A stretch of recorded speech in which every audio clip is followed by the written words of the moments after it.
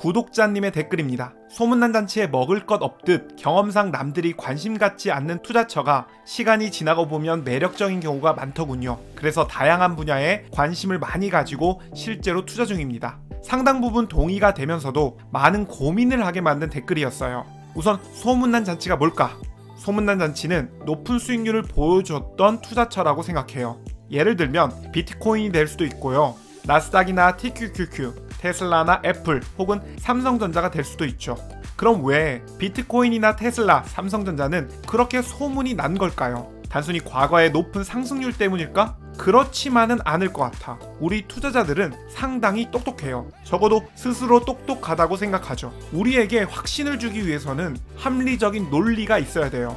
앞으로 상승할 거라는 논리도 없이 단순히 과거의 높은 상승률? 우린 논리 없는 상승에 열광하지 않아요.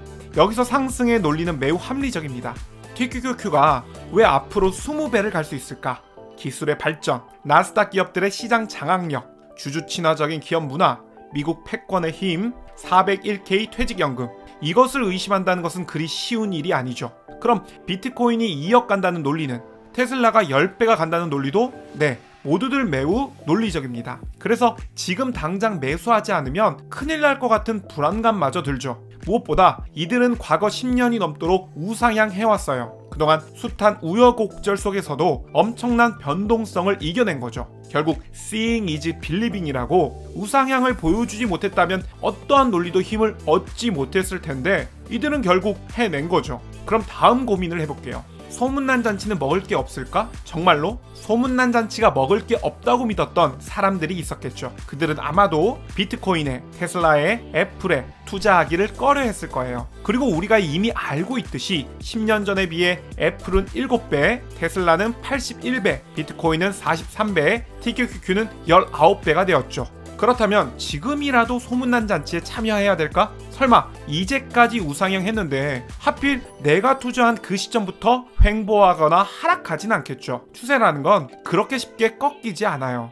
그래서 저는 소문난 잔치가 먹을 게 없다, 이 말 자체에는 동의하지 않아요. 그런데 이런 점을 생각해 볼게요. 우리 개미들은 항상 주식시장에서 돈을 잃어왔어요. 그런데 투자자들은 모두 자신은 예외라고 생각하고 참전하고 있죠. 왜 개미들은 매번 투자해서 잃을까? 멘탈이 약해서? 저는 그렇게 생각하지 않아요. 강한 멘탈이 잘못된 믿음과 만나면 대개 실패로 끝나죠. 개미들이 돈을 잃는 진짜 이유는 소문난 잔치만을 좋아하기 때문이라고 생각해요. 지난 10년간 꾸준히 상승해 왔기 때문에, 그리고 상승 논리가 너무나도 완벽하기 때문에 과거의 필승 자산, 과거의 필승 전략이 무조건적으로 옳다고 믿고 있는 거죠. 과거의 추세가 앞으로도 지속될 거라는 편향이 바로 제가 생각하는 개미가 실패하는 이유죠. 저는 댓글에 나온 대로 먹을 게 더 많은 건 소문난 잔치가 아니라 소문나지 않은 잔치라고 생각해요. 많은 경우에 사람들이 주목하지 않은 국가나 섹터, 주목하지 않은 자산에서 최고의 수익률이 나왔어요. 마크 파버는 내일의 금맥에서 다음과 같이 말했습니다.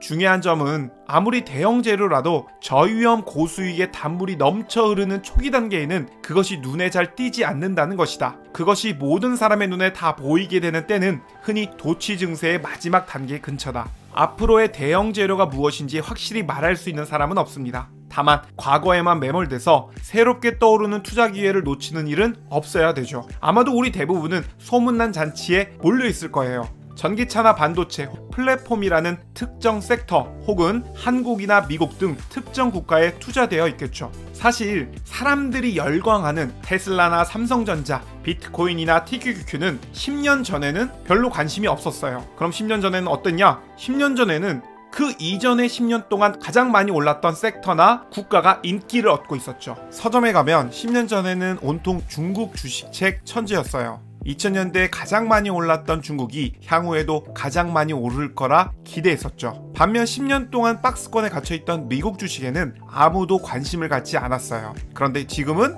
온통 미국 주식책입니다. 자, 이제 우리는 어떻게 해야 할까요? 하락장은 필연적으로 끝나게 되어 있어요. 이거는 명백한 사실이야. 하지만 하락장이 끝난 후의 시장은 우리의 생각대로 움직이지 않을 수도 있어요. 그러니 분산 투자를 해야 합니다. 인도나 인도네시아, 베트남 등 신흥국가나 안전자산이라 치부하고 투자 대상으로 보지 않았던 금 또는 전기차 시대에 빠질 수 없는 우라늄도 투자의 대상이 될 수 있습니다. 새로운 섹터나 새로운 국가, 새로운 자산에 호기심을 가져야 되죠. 중요한 점은 아무리 대형 재료라도 저위험 고수익의 단물이 넘쳐 흐르는 초기 단계에는 그것이 눈에 잘 띄지 않는다는 것이다. 오늘 영상은 여기까지입니다. 오늘 영상이 도움이 되셨다면 좋아요, 구독 부탁드립니다. 감사합니다.